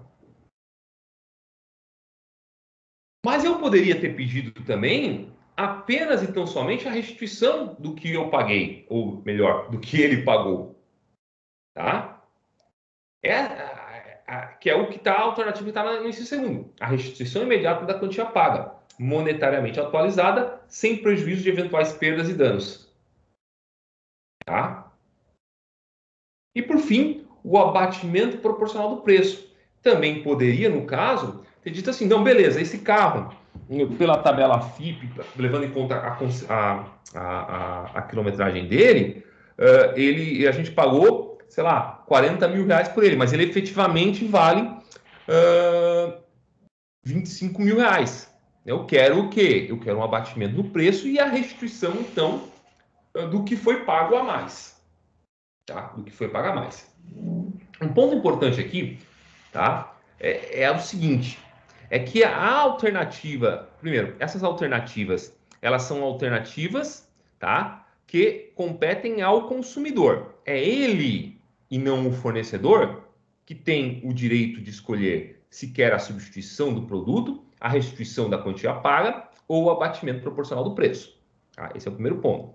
Tá? Segundo ponto, as perdas e danos, a indenização por perdas e danos, não se aplica apenas à restituição imediata da quantia paga, mas também às hipóteses de substituição e abatimento proporcional do preço. Tá? Vamos pegar o caso, de novo, do meu exemplo aqui, do meu caso concreto, tá? Porque, vejam só, por conta do vício do produto, tá? Ou seja, do fato de ter havido fraude, tá? De ter havido fraude no odômetro ali, tá? O meu cliente acabou tendo que levar o veículo por diversas vezes na oficina e despendeu dinheiro em cada uma das vezes que o veículo foi para a oficina. O meu cliente, ele teve que fazer adaptações, porque ele era portador de uma necessidade especial, ele teve que fazer adaptações desse veículo, tá, para a condição dele. Gastou dinheiro com isso. Tá? Em qualquer uma das hipóteses, seja substituição, seja restituição, tá? Seja abatimento do preço, ele tem direito a requerer também o quê? A indenização desse prejuízo que ele suportou. Dessas perdas e danos. Tá? Beleza? Também eu tenho aqui, no parágrafo 4º do 18, aquelas situações em que a substituição é impossível. Vamos pensar, tá? Na hipótese que eu quero que o veículo, que haja um veículo. Eu não vou pegar. Vamos pensar que eu comprei esse celular aqui, sei lá, acho que é um iPhone 11, e eu queria que ele fosse substituído por um igual. Só que não existe mais iPhone 11. A Apple descontinuou esse produto. Não existe mais. Posso requerer a substituição dele por um outro, tá? De modelo diverso, tá? Ou requerer à empresa, ao comerciante, a substituição por um produto, um celular de marca diversa? Posso, tá? Posso, sem problema nenhum. Só que eu tenho que estar ciente de que se esse produto ele custar mais do que o produto anterior, tá? Eu vou ter que complementar o preço dele. Então, beleza, eu quero que seja substituído por um iPhone 12, 13, não sei qual é que está agora, é o 13, né? Quero que seja substituído por um iPhone 13, na medida que não existe mais um iPhone 11. Beleza, só que o iPhone 11 custa 3 mil reais a mais do que um iPhone 11. Um iPhone 13 custa 3 mil reais a mais do que um iPhone 11. né? Ah, bom, então eu vou ter que complementar o preço. E também se, eventualmente, o produto que eu vou substituir, que eu vou requerer que seja substituído, tem um valor menor do que aquele que eu tinha originariamente adquirido, eu posso requerer também a restituição da diferença paga. Tá? No artigo 19, eu tenho o vício de quantidade. No artigo 19, eu tenho o vício de quantidade. Diz lá o artigo 19, caput. Os fornecedores respondem solidariamente pelos vícios de quantidade do produto, sempre que, respeitadas as variações decorrentes de sua natureza, seu conteúdo líquido for inferior às indicações constantes do recipiente, da embalagem, rotulagem ou da mensagem publicitária. Tá? Então, vamos parar aqui. Então, aqui é aquele caso clássico em que eu compro um chocolate que a embalagem diz que tem 500 gramas, só que, na verdade, ele vem com 440 gramas, com 480 gramas. Bom, eu tenho um vício de quantidade. Tá? Eu tenho um vício de quantidade. Bom, nesse caso, havendo um vício de quantidade, o consumidor tem as alternativas de 1. Requerer o abatimento proporcional do preço. 2.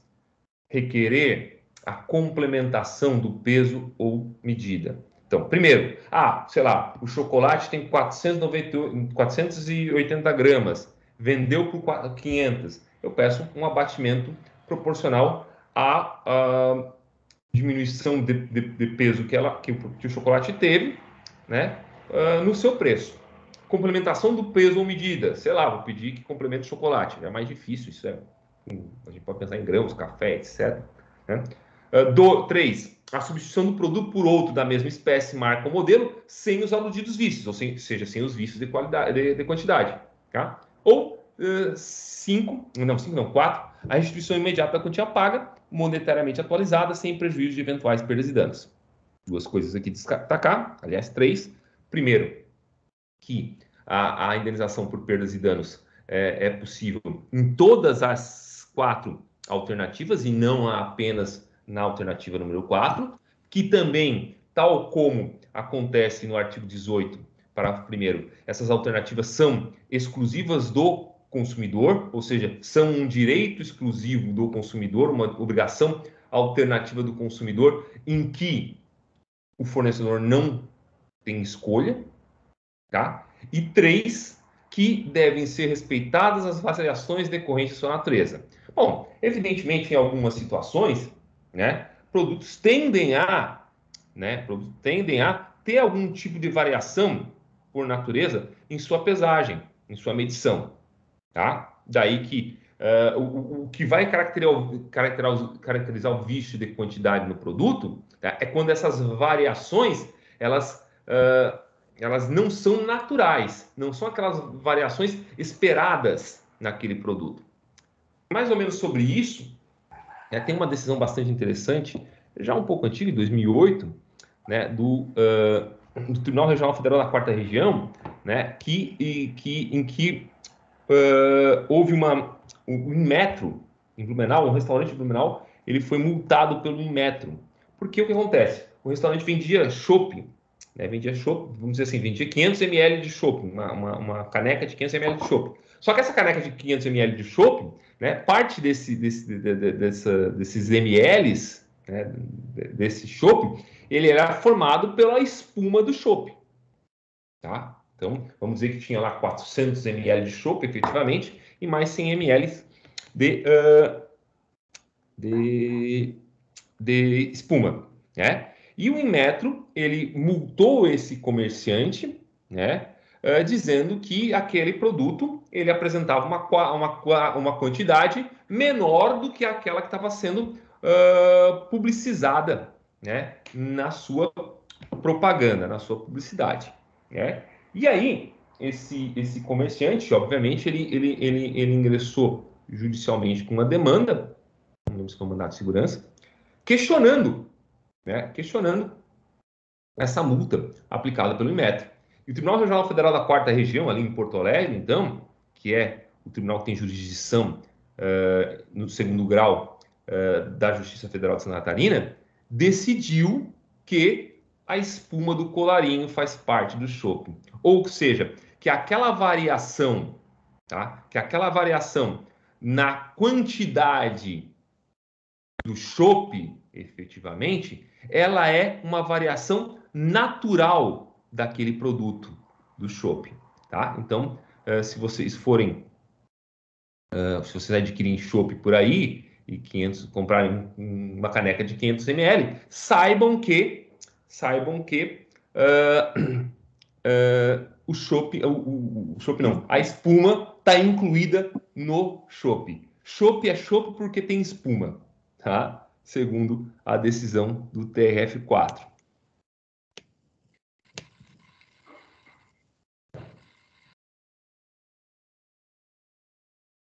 Bom, vejam só. Ao contrário do que acontece no parágrafo 1º do artigo 18, não tem prazo para o fornecedor sanar o vício. Se não tem prazo para o fornecedor sanar o vício, quer dizer que o consumidor pode se valer imediatamente, tá, das alternativas dos incisos 1 a 4. Ou seja, ele não precisa, tá, dar oportunidade ao fornecedor para que ele corrija o vício, tá? Bom, e quando for impossível a substituição do produto que tem um vício de quantidade? Bom, o artigo 19, parágrafo 1º, ele diz que nesse caso vai se aplicar o disposto no parágrafo 4º do artigo 18, ou seja, havendo um vício de quantidade, tá? O consumidor em um produto em que for impossível a substituição, tá? Pode haver substituição por outro de outra espécie, marca ou modelo, tá? Mediante complementação ou restituição de eventual diferença de preço. Então, beleza, meu copo de chopp veio com menos do que eu contratei, porque não havia chopp suficiente daquela marca, posso substituí-lo por um outro tipo de chopp, ainda que de marca diversa, né? Se ele for mais caro, se esse chopp for mais caro, eu tenho que complementar o preço do chopp. Se ele for mais barato, bom, tenho direito à restituição no preço.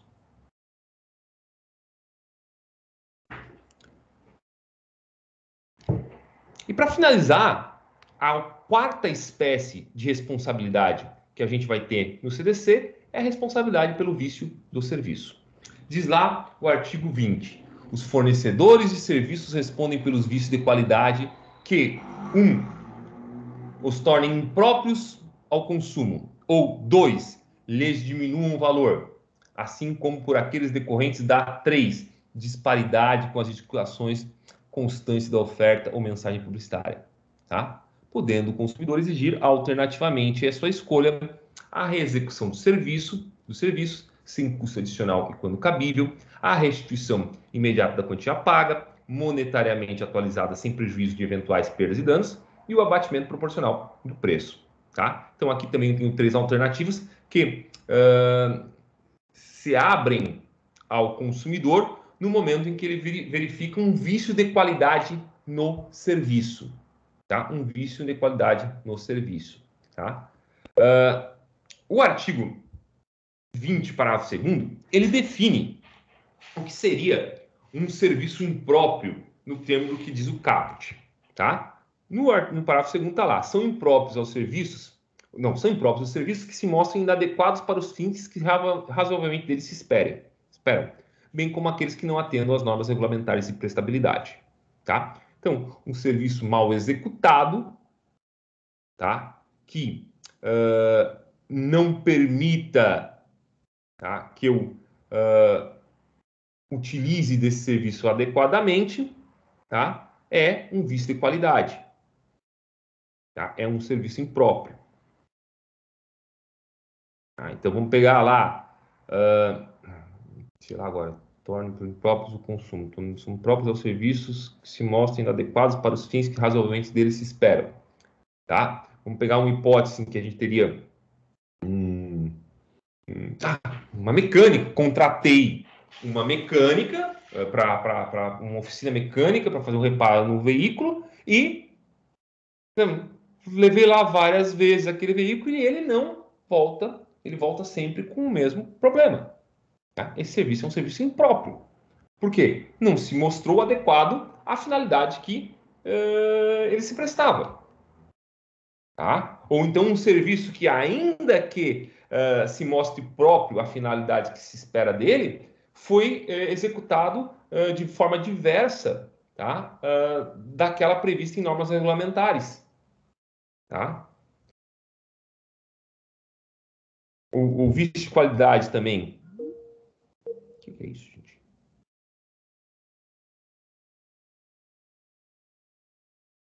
Deu uma queda aí. Tivemos um problema de internet. Tá? Bom, voltando. Então, o serviço impróprio seria esse. Então, a contratação de uma oficina mecânica, tá? Leva o veículo por diversas vezes para que um certo vício seja corrigido e o vício jamais é corrigido. Bom, esse serviço é um serviço impróprio nos termos do parágrafo 2º do artigo 20. Tá? Um serviço, um vício de qualidade que implica na diminuição do valor, tá? É quando, por exemplo, eu contrato um pintor para pintar uma casa e a pintura fica ruim, tá? Fica ruim. Aqui, o que acontece? É uma diminuição do valor, tá? E a disparidade das indicações constantes da oferta e mensagem publicitária vejam, como o próprio nome diz, é uma inadequação entre as informações, tá?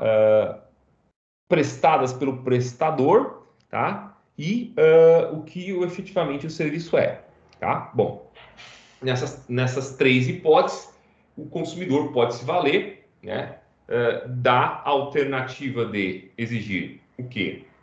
Ou a reexecução do serviço, sem custo adicional e quando cabível. Então, eu posso requerer que o serviço seja reexecutado, tá? E aí, vejam que interessante. O parágrafo 1º, ele estabelece o seguinte, ó.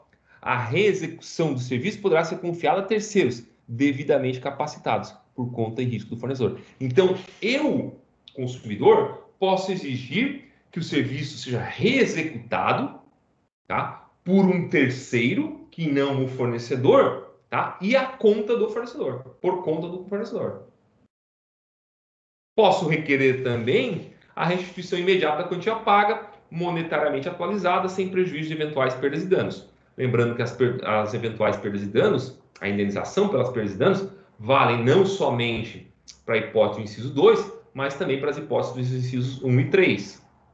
Tá? E, por fim, o abatimento proporcional do preço, tá?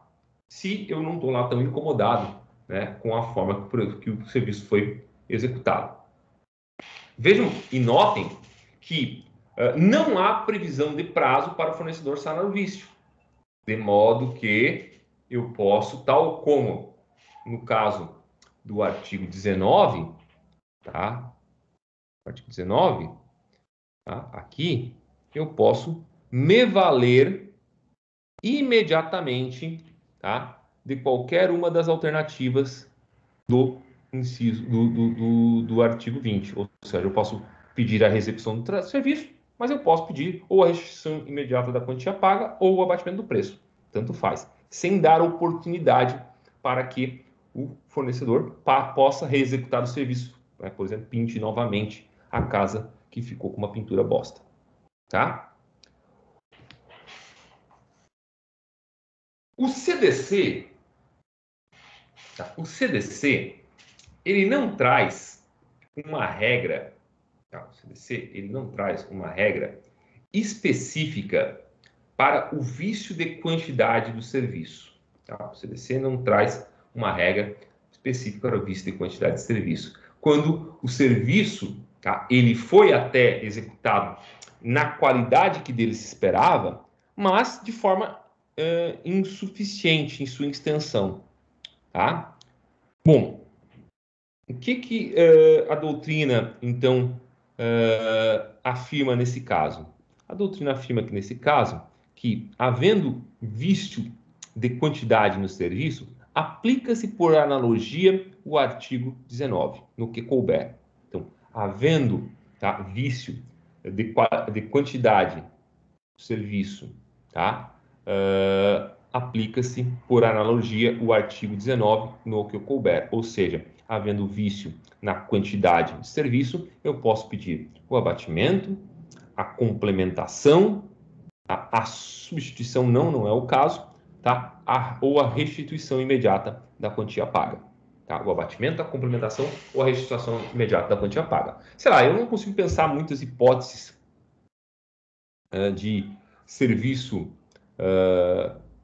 em vício de qualidade de serviço. Não, até posso pensar em tese algumas hipóteses, mas a gente pode pensar, por exemplo, como exemplo, né? A gente pode citar, por exemplo, né, o caso de uma pintura muito bem executada, que foi contratada para ser feita na casa inteira, mas foi feita só parcialmente, só numa parte da casa. Bom, nesse caso, eu posso resolver o negócio, tá? Deixar a pintura como está e pedir um abatimento proporcional do preço, exigir a complementação do peso da medida, ou seja, complementação da pintura, no caso, né? Ou exigir a restituição do que eu paguei, né? Em todas as hipóteses, sem prejuízo de eventuais perdas e danos.